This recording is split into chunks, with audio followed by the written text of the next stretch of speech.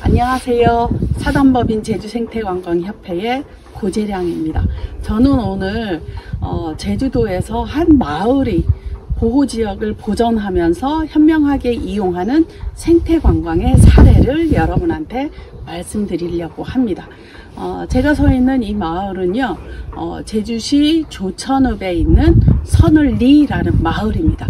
900여 명 정도의 주민이 살고 있는 마을이고요. 완벽히 농촌 마을입니다. 선을일리에는 동백동산이라는 제주도의 곶자왈지대를 가지고 있는데요. 동백동산은 세계 지질공원이기도 하고 생물권 보전지역이기도 하고요. 그리고 람사르 협약이 인증한 람사르 습지를 가지고 있는 동백동산을 가지고 있는 마을입니다.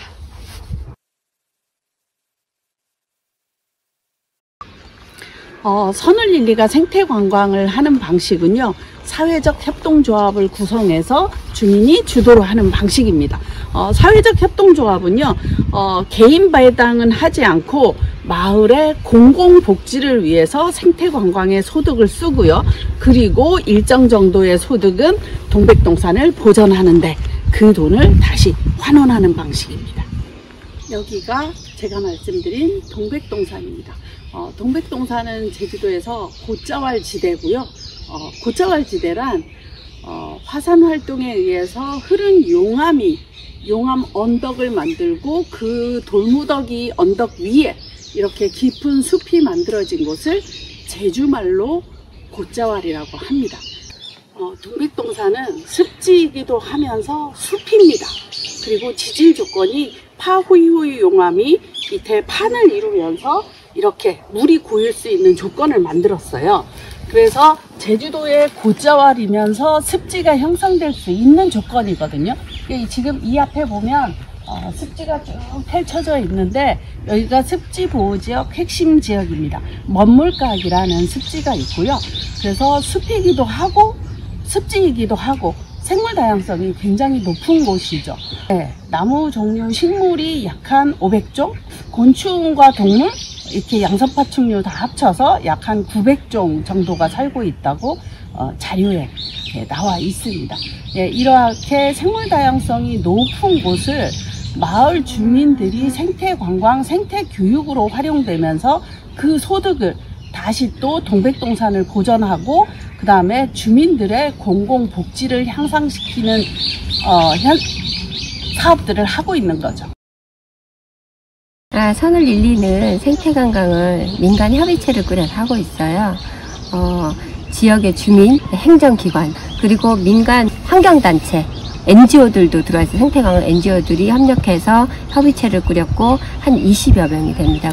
그리고 저희가 생태관광을 하면서 주민들이 모여서 간담회를 열어요. 리밍 큰마당이라고 해가지고 주민 100에서 150명이 체육관 안에 한 장소에 모여서 뭔가 인원하고 결정하고 이렇게 해야 될 때는 다 같이 모여서 주민들이 개개인의 의견을. 저희 선을마을은 매년 주민교육을 꾸준히 하고 있는데요.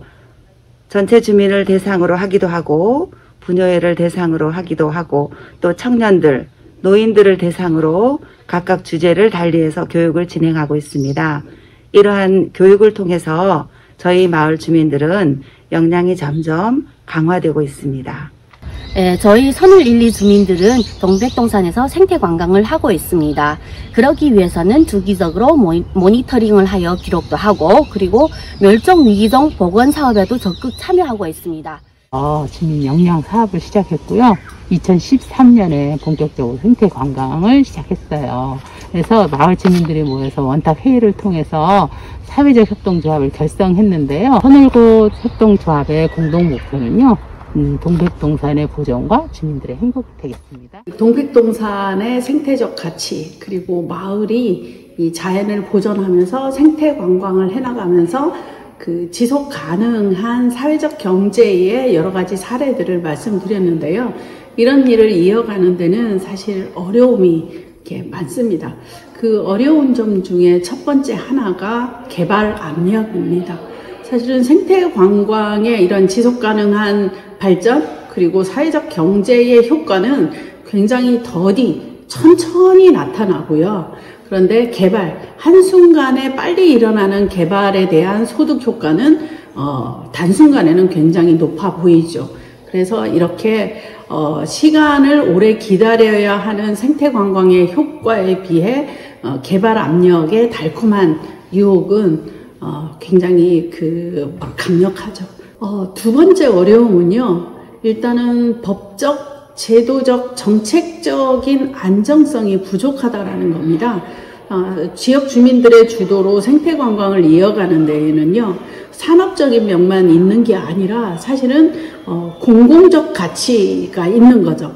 지역 주민들이 공공적 가치를 행동할 때는 국가가 여러 가지 법과 정책에 의해서 예산을 지원하고 지역 주민들이 오래 안정적으로 할 수 있도록 사실은 도와줘야 되는데 이러한 법적, 제도적 장치가 아직은 부족한 면이 있습니다.